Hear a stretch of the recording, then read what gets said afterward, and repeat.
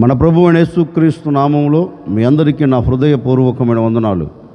దినమంతా నా ప్రభు మీకు తోడై ఉండి మీకు క్షేమమును, ఆనందమును, సంతోషమును, సమాధానమును నా దేవుడు మీకు మీ కుటుంబాలకు దయచేయునుగాక. పరిశుద్ధ గ్రంథంలో నుండి దినవృత్తాంతాల 2వ గ్రంథం 15వ అధ్యాయం 7వ వాక్యాన్ని నేను చదువుతూ ఉన్నాను. మీ పరిశుద్ధ గ్రంథమైన బైబిల్ తెరచి చూడండి. కాగా మీరు బలహీనులు కాక ధైర్యము వహించుడి, మీ కార్యము సఫలమగును. దేవుని ప్రజలైన యూదా వారితో దేవుడు ఒక శ్రేష్టమైన మాట చెప్తున్నారండి. మీరు బలహీనులు కాక ధైర్యము వహించుడి, మీ కార్యము సఫలమగును అని దేవుడు వారితో ఒక చక్కని శ్రేష్టమైన వాగ్దానాన్ని వారితో చెప్తున్నారు. దేవుడు వారితో ఈ మాట చెప్పవలసిన అవసరం ఏంటి, దేవుడు ఈ మాట వారికి ఇవ్వవలసిన అవసరం ఏంటి అని లేఖనంలో చదివితే, లేఖనంలో చక్కగా గ్రంథస్థం చేయబడిన మాట.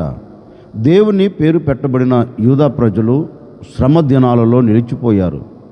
వారికి కలుగుతున్న ఆటంకాలను బట్టి, వారిని వెంబడిస్తున్న శత్రువులను బట్టి, వారిని తరుముతున్న శత్రువులను బట్టి, వారిని భయపెడుతున్న శత్రువులను బట్టి వారందరూ అధైర్యపరచబడుతున్నారు. ఇక మా దేశం కనుమరుగైపోతుంది, మా దేశం ఇక అలజడితో నింపబడిపోతుంది, నా అనుకున్న ఏ ఒక్కరూ ఇక మిగిలేటట్లుగా లేమో. దేవుని పేరు పెట్టబడిన యూదా ప్రజల మనసులో మాట నాటుకుపోయిందండి. ఎందుకంటే వారు చూస్తున్న పరిస్థితులు అలా ఉన్నవి, వారిని వెంటాడుతున్న పరిస్థితులు అలా ఉన్నవి. ఒక్క మాటలో చెప్పాలి అంటే దేశంలో ఉన్న ఏ ఒక్కరి హృదయములో ధైర్యం లేదండి, నెమ్మది లేదు, ప్రశాంతత లేదు, అన్నీ కరువైపోయాయి. ధైర్యముతో ఉండవలసిన యూదా ప్రజలు అధైర్యాన్ని మూటగట్టుకున్నారు. ఏ ఒక్కరిలో కూడా ధైర్యము లేదు, ధైర్యము చెడిపోయింది.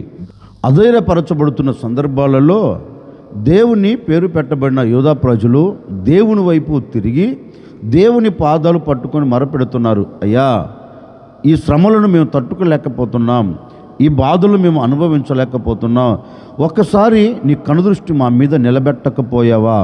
మేమేమో ధైర్యంగా మా దేశంలో మేము నివసించలేకపోతున్నాం, మా హృదయం అంతా కలవరాలతో నింపబడిపోయింది, మేమందరము ధైర్యము చెడిన వ్యక్తుల వలె నిలిచిపోయాం.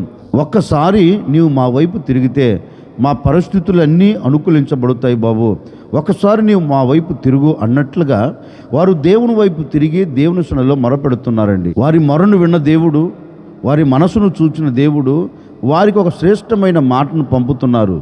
ఇప్పటి వరకు మిమ్మల్ని వేధిస్తున్న శత్రువులు, ఇప్పటి వరకు మిమ్మల్ని కలవర పెడుతున్న శత్రువులు మీ ఎదుట నిలబడకుండా నేను వారిని హతమార్చబోతూ ఉన్నాను, తరిమివేయబోతున్నాను.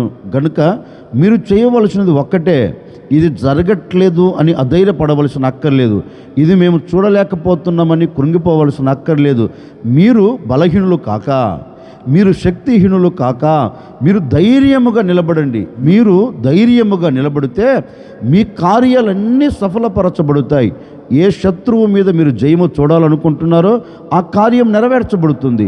ఏ శత్రువుని మీరు తరమాలని కంకణము కట్టుకున్నారో ఆ శత్రువు మీ ఎదుట నిలబడకుండా కార్యం జరుగుతుంది. కనుక మీరు ఏ విషయంలో సన్నగిలిపోకుండా, ఏ విషయంలో సొమ్మసిల్లిపోకుండా మీరు బలహీనులు కాక ధైర్యం వహించుడి, నేను మీ కార్యములన్నీ సఫలము చేయబోతున్నాను అని దేవాతి దేవుడు వారికి మాట ఇచ్చి వారి బలహీనతలను తీసివేసి వారిని ధైర్యపరిచి వారి కార్యాలన్నింటినీ సఫలము చేసి వారిని వెంటాడుతున్న శత్రువులందరినీ తరిమివేసి ఆ దేశమునకు దేవుడు నెమ్మదిని కలుగచేశారండి. ఇక దేశ ప్రజలందరూ నెమ్మదిగాను, సుఖముగాను, ఆనందకరంగా బ్రతికినట్లుగా పరిశుద్ధ గ్రంథం సెలవిస్తుంది. నిజమే.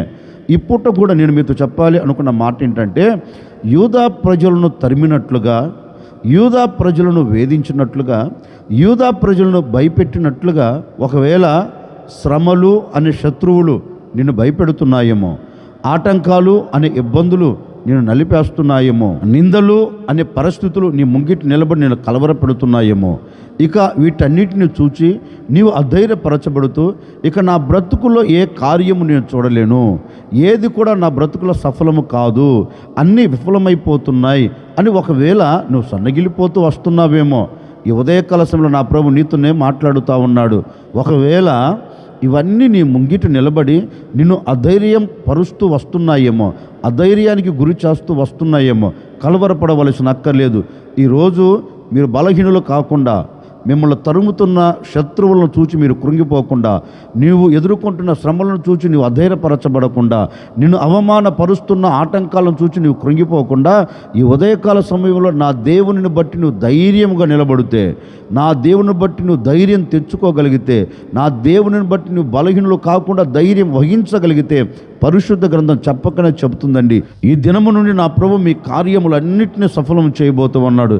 ఈనాటి వరకు మీరు బలహీనపరచబడుతూ ఒకవేళ ఏ కార్యం సఫలం కావట్లేదని అధైర్యపరచబడుతున్నావేమో, కంగారు పడవలసిన అక్కర్లేదండి. నా దేవుడు కార్యము చేయుటకు నీతో కూడా నిలిచి ఉండబోతూ ఉన్నాడు. నీ బలహీనతలో నా దేవుడు నిన్ను బలపరచబోతూ ఉన్నాడు. నీ శక్తిహీనతలో నా దేవుడు నీకు శక్తిని కలగ చేయబోతున్నాడు.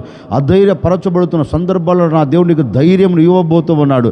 నీవు ధైర్యముగా నిలబడితే నీ కార్యాలన్నిటి నా దేవుడు సఫలం చేయబోతూ ఉన్నాడు. ఒకవేళ ఏ కేసు విషయంలో నీవు అధైర్యపరచబడుతున్నావేమో, ఒకవేళ పోలీస్ స్టేషన్ చుట్టూ తిరిగి సమస్యలిపోయావా, కోర్టు చుట్టూ తిరిగి అలసిపోయావా, అలసిపోతూ వస్తున్నావేమో, ఈరోజు ధైర్యం వహించు. ఆ పరిస్థితులను చూసి నీవు కంగారు పడవలసిన అక్కర్లేదు. ధైర్యం వహించు. నీ కార్యములన్నీ నా ప్రభు సఫలం చేయబోతూ ఉన్నాడు. ఈ దినమున నా దేవుడు కార్యం ప్రారంభించబోతూ ఉన్నాడు. నీవు అన్ని విషయాల్లో సఫలతను నువ్వు చూడబోతూ ఉన్నావు.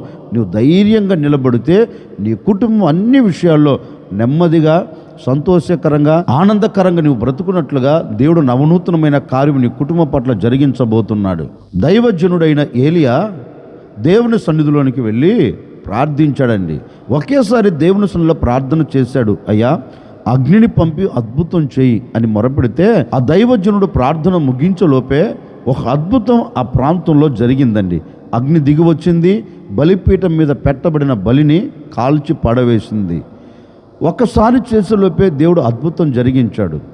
మరలా పరిశుద్ధ గ్రంథంలో చదివితే వర్షం కొరకు అదే దైవజనుడు, ఏ దైవజనుడైతే అగ్ని కొరకు ప్రార్థించాడో అదే దైవజనుడు వర్షం కొరకు కూడా ప్రార్థించాడండి. అయ్యా, దేశము కరువుతో నింపబడిపోయింది, దేశం మొత్తం కరువుతో విలయతాండమాడుతూ ఉంది, ఈ దేశంలో కరువు దినాలను మీరు తీసివేయండి అని దేవుని సన్నిధిలోనికి వెళ్ళి ప్రార్థన చేశాడండి. ఒక్కసారి ప్రార్థన చేశాడు, ఫలితం రాలేదు. 2 సార్లు ప్రార్థన చేశాడు, ఫలితం రాలేదు. కానీ దైవ సేవకుడు అధైర్యపరచబడలేదండి. దైవ సేవకుడికి అధైర్యం కలగల. నేను ప్రార్థిస్తున్నాను కదా, ఎందుకు అద్భుతం జరగలేదు? అగ్ని కురిపించమన్నప్పుడేమో మొదటిసారి అగ్ని కురిపించాడు. ఇప్పుడు ఎన్నిసార్లు ప్రార్థన చేస్తున్నా ఎందుకు దేవుడు వర్షాన్ని పంపలేదని అధైర్యపరచబడలేదండి. అంటే దైవ సేవకుడికి తెలుసు, దేవుడు కార్యం చేసేంత వరకు నేను విడిచిపెట్టకూడదు, దేవుడు వర్షాన్ని పంపించేంత వరకు నేను ప్రార్థనను ఆపకూడదని దేవుడు ఆకాశ వాకిళ్ళు విప్పి వర్షాన్ని కుమ్మరించేంత వరకు దైవ సేవకుడు మోకాళ్ళ మధ్య తలపెట్టుకొని కన్నీరు కారుస్తూ, అయ్యా, ఈ దేశంలో ఉన్న కరువు తొలగిపోవాలని 7 సార్లు ప్రార్థన చేశాడంటే దైవ సేవకుడు. 7 సార్లు దైవ సేవకుడు ప్రార్థన చేస్తే 7వసారి ఆకాశము నుండి దేవుడు వర్షాన్ని కుమ్మరించాడు. దైవ సేవకుడు ఏం అధైర్యపడలేదు. ఇది జరుగుతుందో జరగదో, ఇది చూస్తానో చూడనో అనే ఒక అపనమ్మకం అయితే లేదు. నమ్మకంతోనే ప్రార్థన చేశాడు. ఈసారి కాకపోతే మరొకసారి చేస్తాను, మరొకసారి కాకపోతే ఇంకొకసారి చేస్తాను, ఇంకొకసారి కాకపోతే ఇంకొకసారి చేస్తానని దైవ సేవకులు 7 సార్లు దేవుని సన్నిధిలో ప్రార్థన చేస్తానండి.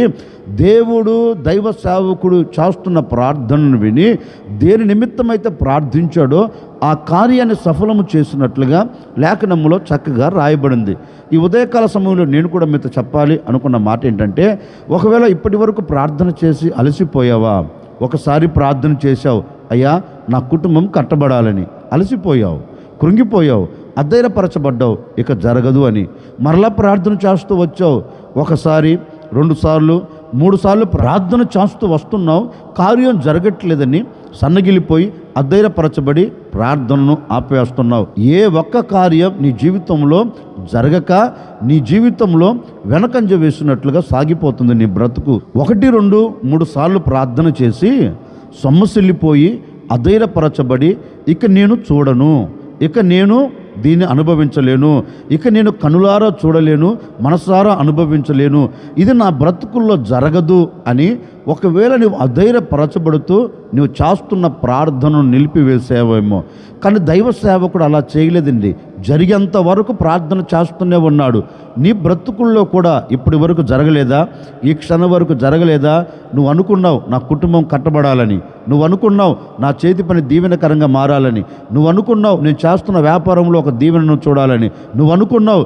ఎంత ప్రయాసపడి చదువుతున్నా ఈ చదువులో జయం కలగట్లేదు, చదివిన చదువులకు తగినట్లుగా చక్కని ఉద్యోగాలు నాకు కలగట్లేదని ఒకవేళ ప్రార్థన చేస్తూ అలసిపోతూ వస్తున్నావేమో, ప్రార్థన చేస్తూ సొమ్మసిల్లిపోతూ వస్తున్నావేమో. ఈ ఉదయకాల సమయంలో నీకే ఒక శుభవార్త. నీవు సొమ్మసిల్లిపోకుండా అధైర్యపరచబడకుండా దేవుడు కార్యం చేసేంత వరకు అయ్యా ఎన్ని రోజులకు చేస్తాడయ్యా, ఎప్పటికి చేస్తాడయ్యా అని ఆలోచిస్తున్నావా? ఆలోచించవలసిన అక్కర్లేదు. ప్రార్థన చేసి చూడు. పట్టుదలతో కూడిన ప్రార్థన అన్నిటి మీద నీకు జయము కలగ చేస్తుంది. ఈరోజు పట్టుదల కలిగి ప్రార్థించు. నా కార్యము నా దేవుడు సఫలం చేయబోతున్నాడు, నా దేవుడు నా కార్యం నెరవేర్చబోతున్నాడు, నేను అనుకున్న గమ్యానికి చేరబోతున్నాను అని పట్టుదల కలిగి ప్రార్థన చేసి చూడు. నా దేవుడు నీ కొరకు ఆకాశ వాకిలు విప్పబోతూ ఉన్నాడు. దైవ సేవకుడైన ఏలియా ప్రార్థన చేస్తే ఆకాశం నుండి వర్షాన్ని కురిపించాడు కదా. మరి నీవు పట్టుదలతో కూడిన ప్రార్థన చేస్తే నీ కుటుంబం ఎందుకు కట్టబడదు? నీవెందుకు సమాధానాన్ని చూడలేవు? నీ చేతి పని ఎందుకు ఆశీర్వదించబడలేదు? నీ వ్యాపారం ఎందుకు దీవెనకరంగా మలచబడదు? రాదు అనుకున్న ఉద్యోగం దేవుడు నీకు ఎందుకు ఇవ్వడు? ఖచ్చితంగా ఇచ్చి తీరుతాడండి. ఈరోజు ప్రార్థన చేసి చూడండి. ఈనాటి వరకు జరగని ఏ కార్యము కూడా, ఈనాటి వరకు చూడని ఏ కార్యము కూడా ఈ దినము నీవు చూడబోతూ ఉన్నావు. ఈ దినం ఒక శుభవార్తను వినబోతూ ఉన్నావు. ఈ దినము నీ కార్యములన్నిటి నా దగ్గర సఫలం చేయబోతూ ఉన్నాడు. ఈ దినం నీవు అనుకున్న గమ్యము చేరునట్లుగా దేవుడు ద్వారములు తెరవబోతూ ఉన్నాడు. నీవు చేయవలసినది ఒక్కటే, నీవు బలహీనులు కాకుండా నీవు ధైర్యముగా నిలబడితే నీకు కలుగుతున్న వాటిని చూచి అధైర్యపరచబడకుండా, నీకు కలుగుతున్న వాటిని చూచి నీవు కృంగిపోకుండా, నేను తరుముతున్న పరిస్థితులను చూచి నువ్వు వేదన చెందకుండా, వాటిని చూచి నువ్వు ధైర్యముగా నిలబడి నువ్వు ప్రభు పాదాలు పట్టుకోగలిగితేనండి, నిశ్చయముగా నా ప్రభు నీ మనసును ఎరిగిన దేవుడు గనక, నీ హృదయ ఆలోచన ఎరిగిన దేవుడు గనక నీ కార్యమును సఫలము చెయ్యాలని ఈరోజు నీతో చెప్తున్నాడు. భయపడవలసిన అక్కర్లేదు. నీవు ధైర్యముగా నిలబడితే మీ కార్యములన్నిటి నా దేవుడు సఫలం చేయబోతూ ఉన్నాడు. నీ పట్ల కార్యము చేయుటకు నా దేవుడు నీకు సమీపంగా రాబోతూ ఉన్నాడు. ఈ ఉదయకాల సమయములో నుండే నీవు అద్భుతం చూడబోతూ ఉన్నావు. ఒక్కొక్కటి నీవు కార్యము సఫలం మగుట నువ్వు చూడబోతూ ఉన్నావు. ఒక్కొక్క కార్యమును నా దేవుడు నెరవేర్చబోతూ ఉన్నాడు. ఒక్కొక్క పరిస్థితిని నా దేవుడు మార్చివేయబోతూ ఉన్నాడు. ఒక్కొక్క పరిస్థితిని మార్చి నీ హృదయమునకు ఆనందమును కలగచేసి నీవు ఆనందకరంగా బ్రతుకున్నట్లుగా నా దేవుడు నీ కుటుంబం పట్ల గొప్ప కార్యములు జరిగించబోతూ ఉన్నాడు. ఒక సేవకుడిగా నిన్ను మనసుతో నేను కూడా కోరుకుంటున్నానండి.